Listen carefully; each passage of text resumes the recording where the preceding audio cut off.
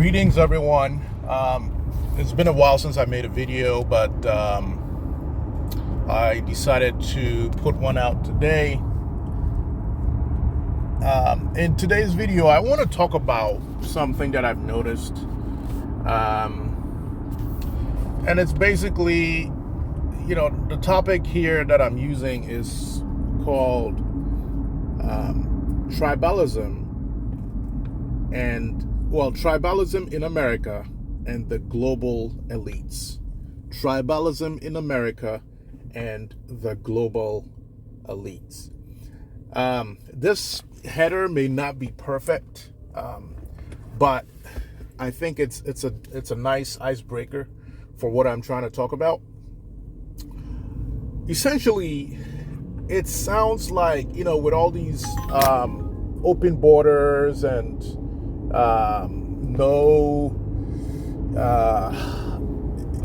sort of the erasure of the distinct differences between human beings, right?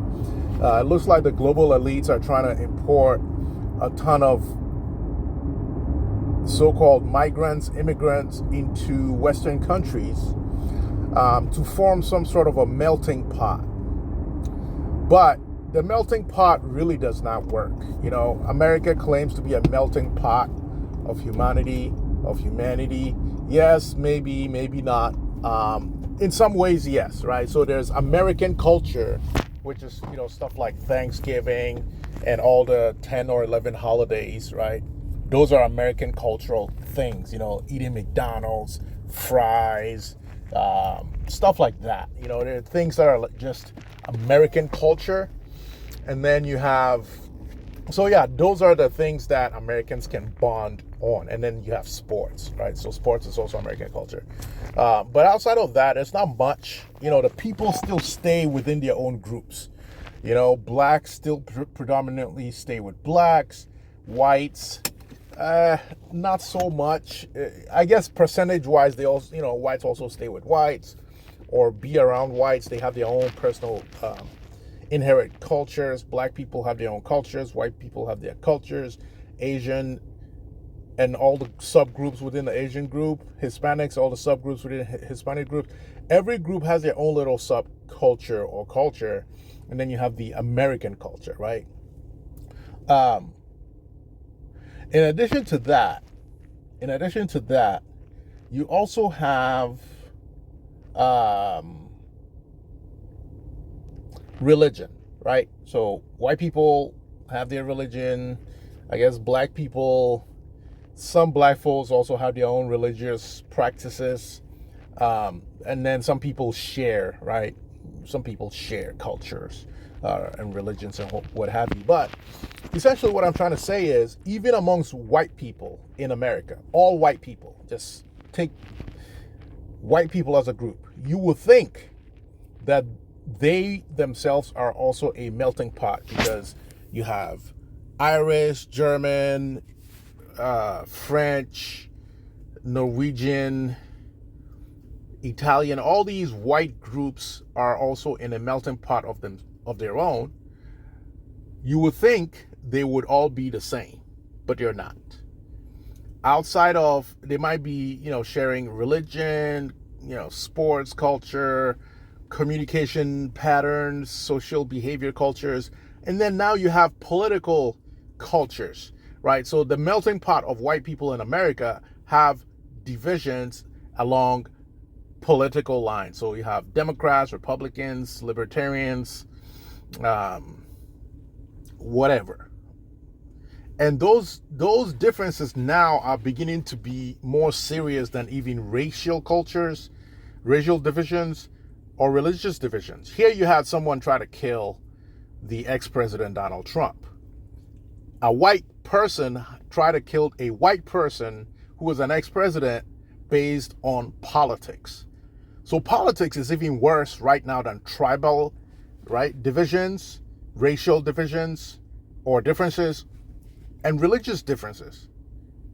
In America, people are not killing each other for being from other religions. Not that I know of. Yeah, there's racism, but,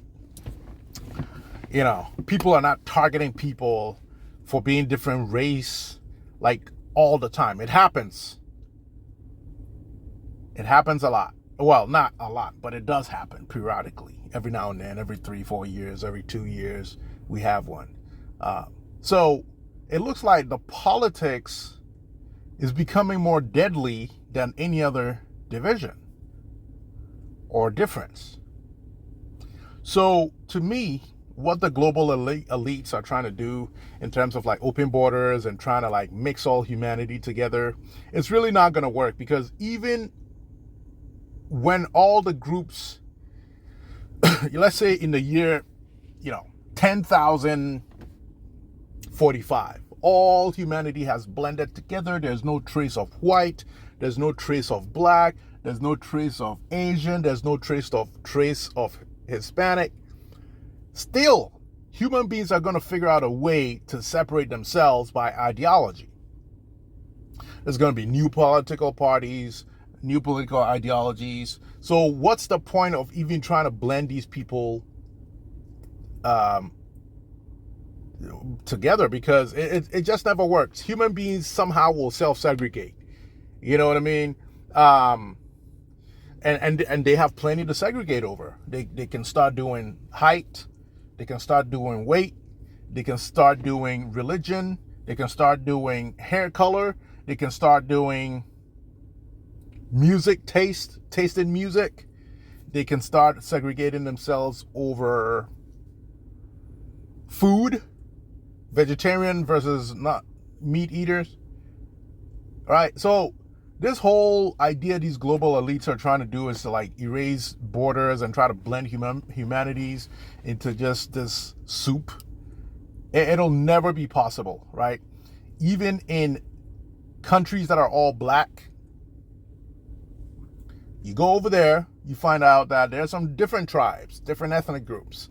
They do things a certain way, the other people do things the other way, and they both laugh at each other for doing things their own different ways.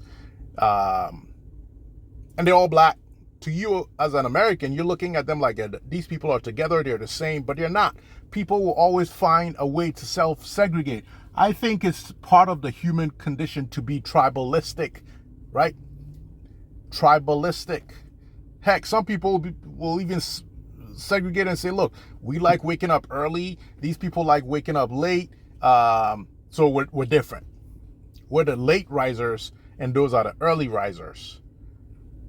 They want to see the sun and hurt their eyes. We wake up when the sun is all heated, the earth, and there's heat, and we feel energized. Like, human beings will figure out a way to self-segregate no matter what you do.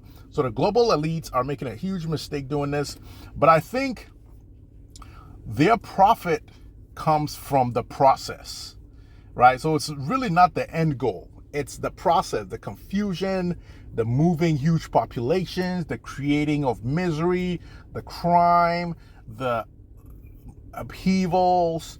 That is where the elites make their money, because you move huge populations over. Now you got to feed them, you got to clothe them, you got to move monies around, you got to, hotels benefit, and then you charge the government, and then it's like, okay, now we've created a shortage of food here, so now we got to farm bigger. It's the process, the chaotic process is where the global elites are making their money, right? And they'll set up all these organizations and all this stuff. They don't care about the human beings that are being moved. Those people are just pawns in the game. They don't care about the people who are natives to the destination. They don't care how they get disrupted. This is just, pawns in the game. So it's a very weird thing they're doing here. So that's why I'm showing you a graphic of tribes. Human beings will always break themselves into tribes. It doesn't matter what you do. They will always segregate. Okay, I don't know if tigers do that.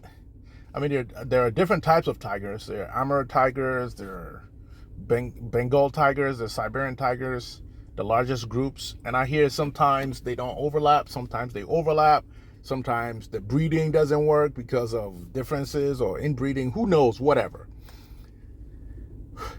But it looks like the human beings actively like to be tribal. Okay, so I think that the people need to start marching and telling these global elites that this project they're working on is going to fail, because human beings by nature like to um, be tribal.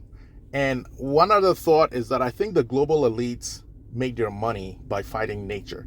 Here you have them trying to change genders, male into female, female into male. Is that whole process of confusion is where their money comes from. So it's not even the end goal. It's the chaos they create, right? That generates their incomes. So that's just something I wanted to point out today. And I'll be making another video, so stay tuned.